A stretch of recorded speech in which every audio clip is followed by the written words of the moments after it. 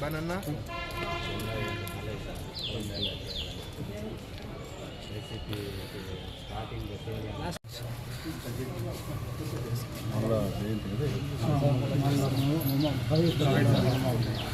ఈరోజు అలంనేరు పురపాలక పరిధిలో కుమ్మరి సంఘం తరఫున మల్లమాంబ జయంతి సందర్భంగా ఈరోజు మన ఈ పురపాలక సంఘ పరిధిలో ఆఫీసులో మన గౌరవ కౌన్సిలర్లు అలాగే కుమ్మరి సంఘం నాయకులు ప్రజాప్రతినిధులు అందరూ కూడా జరుపుకోవడం ఎంతో సంతోషదాయకం.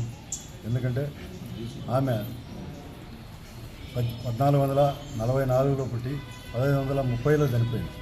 అంటే ఆమె 90 సంవత్సరాలు బతికింది. ఆమె పేరుతో రామాయణం మొల్ల రామాయణం అనేది రచించడం జరిగింది. అప్పుడు సంస్కృతంలో కూడా ట్రాన్స్లేట్ చేయడం జరిగింది. ఆమె ముఖ్యంగా మనకు నెల్లూరు జిల్లా ఆత్మకూరు దగ్గర పల్లె అక్కడ జన్మించింది ఆమె. అందులో మన ఆంధ్రప్రదేశ్కు మనకెంతో గౌరవ కారణం. అందులో మనకు దగ్గర జన్మించినందువల్ల అప్పుడు కాకతీయుల కాలంలో ఆమె జన్మించింది. అటువంటి పరిస్థితుల్లో అందులో మహిళగా ఉండి ఒక రామాయణాన్ని రచించి తక్కువ పీరియడ్లో కూడా రచించి ఇంత ప్రసిద్ధి చెందినటువంటి భారతీయులు ఆమెకి ఎప్పుడూ కూడా మనం అందరూ కూడా రుణపడి ఉండాలి. అందులో అట్లా తెలుగు కవులు ఆమె కూడా ఒక మంచి దేశవ్యాప్తంగా ఆమెకు గుర్తింపు అనేది ఉంది. కాబట్టి ఆమె ఈరోజు జయంతి జరుపుకోవడం అందరికీ కూడా కుమ్మరి సంఘం నాయకులందరికీ కూడా శుభాకాంక్షలు తెలియజేస్తారు. చేసినటువంటి అలంనేరు పుర ప్రజలందరికీ ధన్యవాదాలండి. ఈ కార్యక్రమం వచ్చేసి కుమ్మరి మల్లమాంబ గారికి ఈరోజు జయంతి ఉత్సవాన్ని ప్రభుత్వ లాంఛనంతో చేయడం జరిగింది.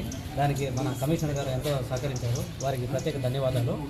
సో మల్లమాంబ గారికి వచ్చేసి 5 రోజుల్లో సంస్కృతంలో రచించినటువంటి వాల్మీకి రామాయణాన్ని కేవలం 5 రోజుల్లో సరళంగా అందరికీ అర్థమయ్యే విధంగా తెలుగులో రచించిన మొట్టమొదటి కవితా మహేత్రి.